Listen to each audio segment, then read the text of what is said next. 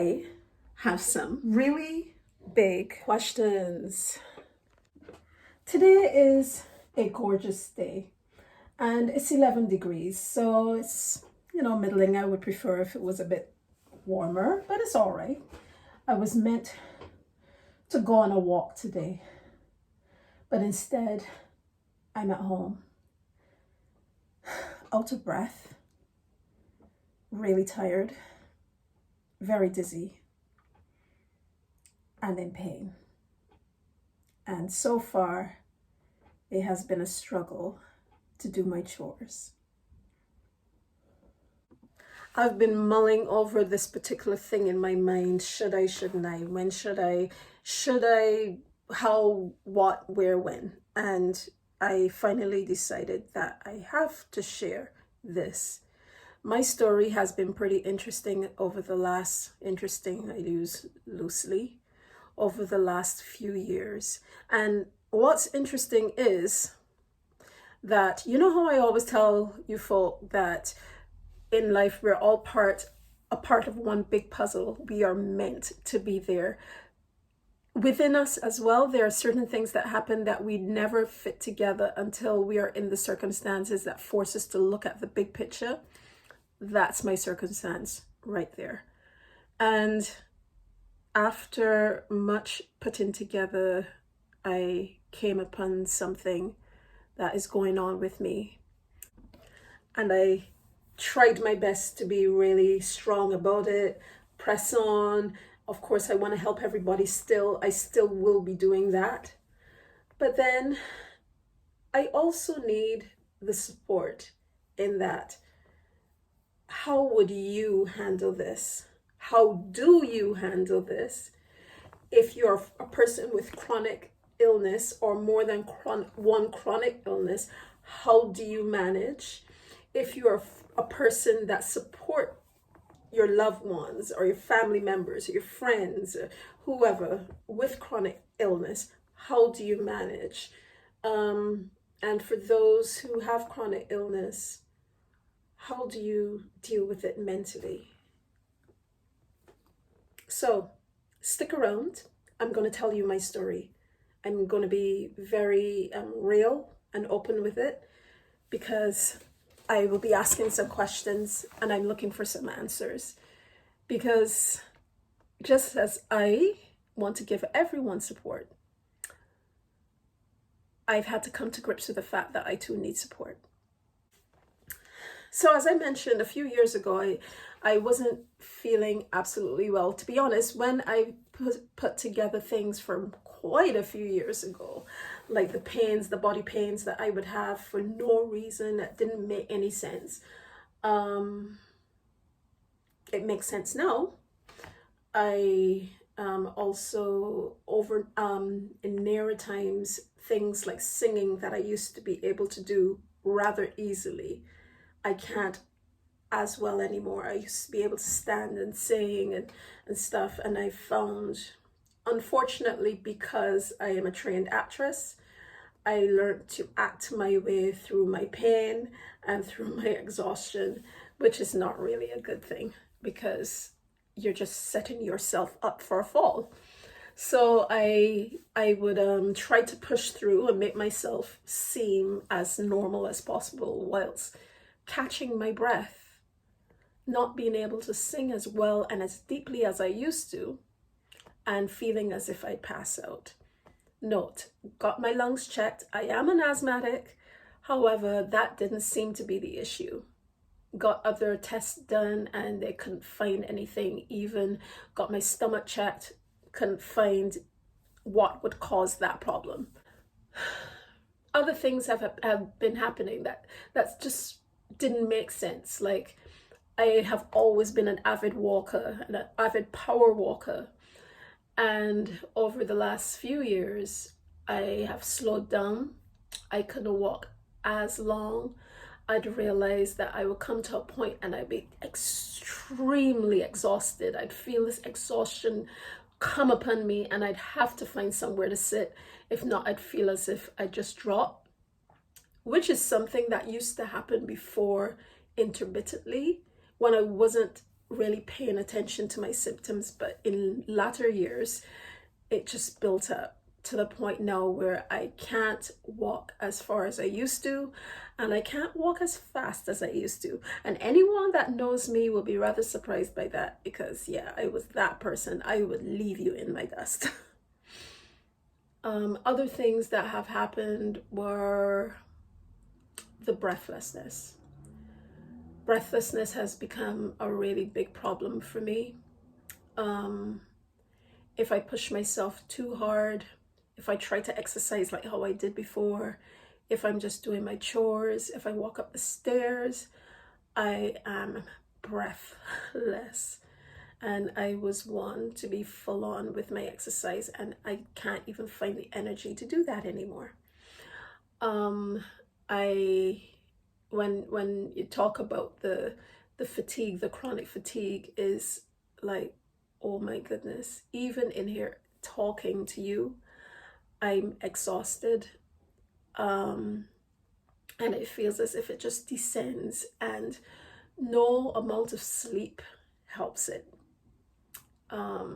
I've always been a person that had issues sleeping anyway with insomnia.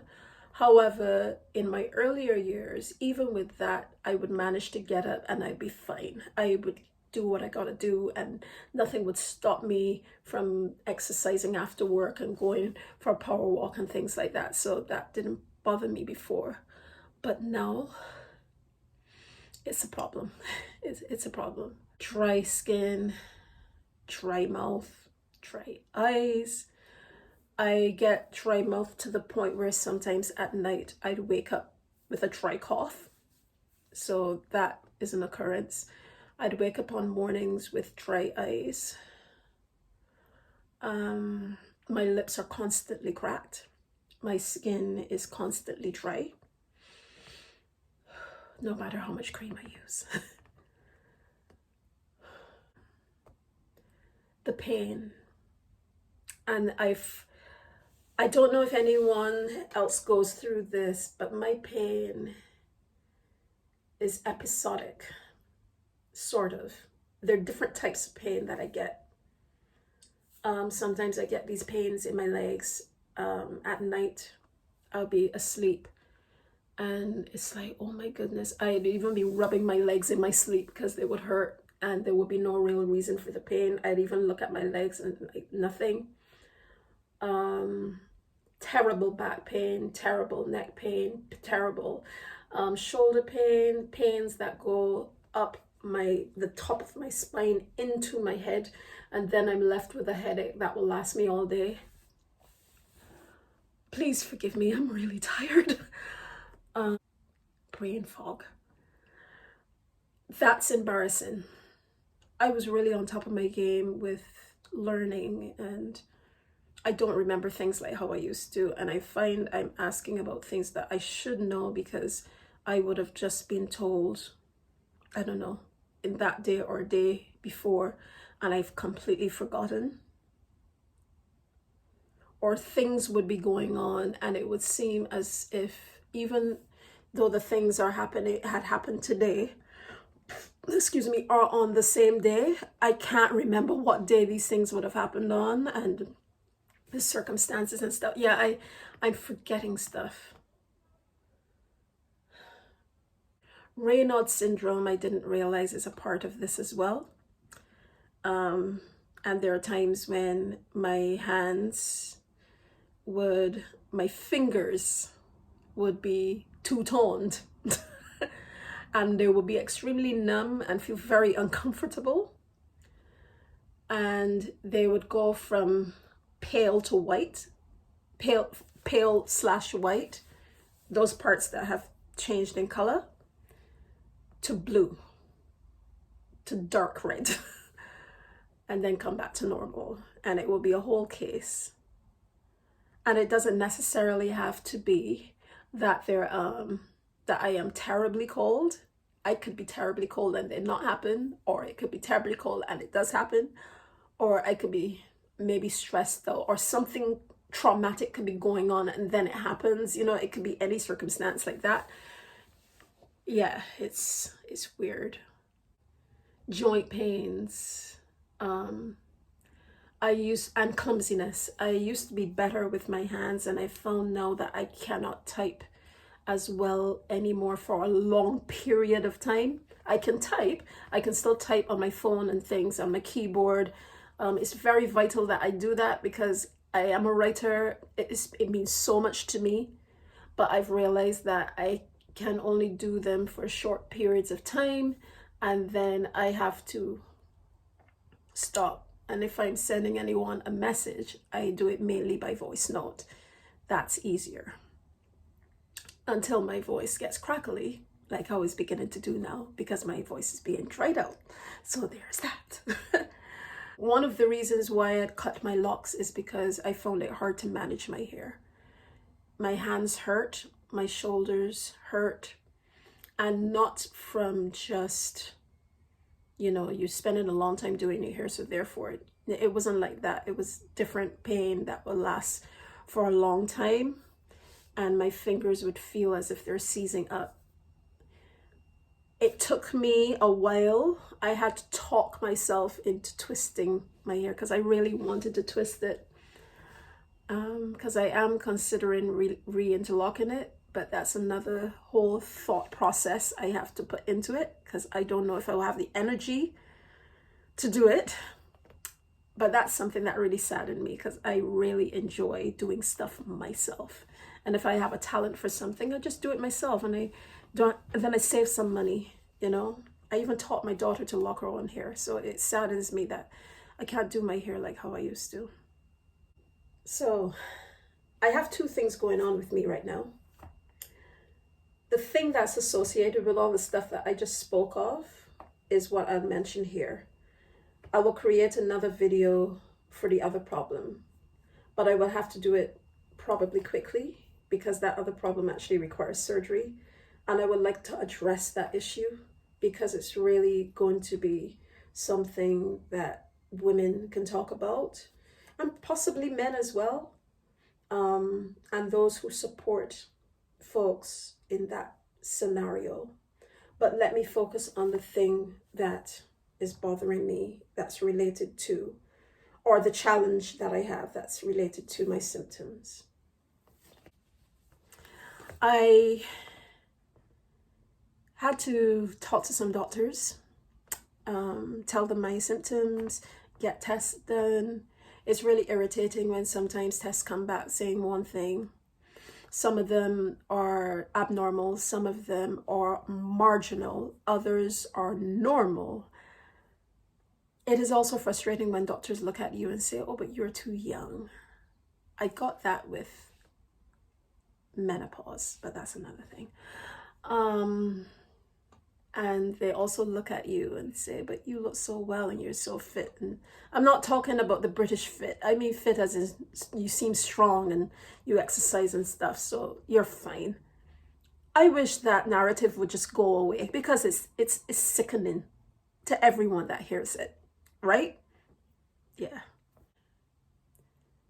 So after quite a bit of investigation, I finally found a rheumatologist who has been a dream. So knowledgeable, so thorough, so empathetic, and not dismissive in the least. Not bringing up, well, at first I thought he was going to do that when I first met him. But in that same appointment, he put his finger on what could be wrong with me. There were two things that he thought of because of my family health issues. But after more blood tests and ruling out other things, I got the diagnosis that I have fibromyalgia. I'm glad for the diagnosis. I'm thankful that finally I have been heard. And for the fact that he said, what is going on with you is real. It is very real. Your pains are real. And it will take some time for you to figure out your way in it. So give yourself time to, be confused, mourn, etc., etc., etc. It was so nice to hear doctors say that. He gave me information. I have to go to physiotherapy. I have to start taking some meds.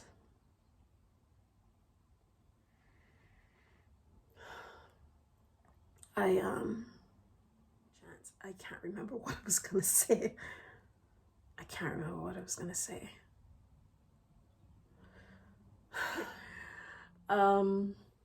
So this is where you come in. I've shared my story. I've shared half of my story, and you'll hear the other half. And I'm doing this because, as I said, not only do I want to help those around me and offer support, but I would like some support as well. I want to know, how do you handle fibromyalgia? How do you manage? It irritates me that I can't go upstairs and run upstairs like how I used to. And even going downstairs is a struggle with pain. Manage when you first find out about fibromyalgia. How do you cope? What is your coping mechanism? How do you deal with the ups and downs, the mental aspect and the physical aspect? As a support system, those who are a support system, how do you manage? What tips can you give? Those of you who have fibromyalgia, but you have a platform and you're working on being creative. I'm writing my book, my second book, for instance. And it was a lot for me to do my first one, because I definitely was not in a good space at that time. But to continue, to find the energy to do these things, how do you do it? What is your coping mechanism? I wanted to do lives again and be able to talk about things like this and other chronic illness and other mental health issues again. But how do you find the energy? How do you find a means of fitting your fibromyalgia into your life and into work and relationships? How do you do that? I can't think of any other questions right now, but comment, like, and share, and do all the things. And if you have made it this far, bravo to you. This, obviously, as I told you, this is an important video.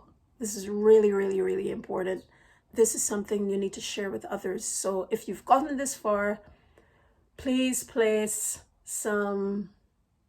2 bouquets of flowers in the comments, and then answer the questions if you can. Those who have know nothing about fibromyalgia or don't know anyone with it, does it scare you? Does it make you feel awkward knowing that it's out there? Would it make you feel awkward working with someone that has it? All right, that's it. I'm going to talk to you later. Much love and peace.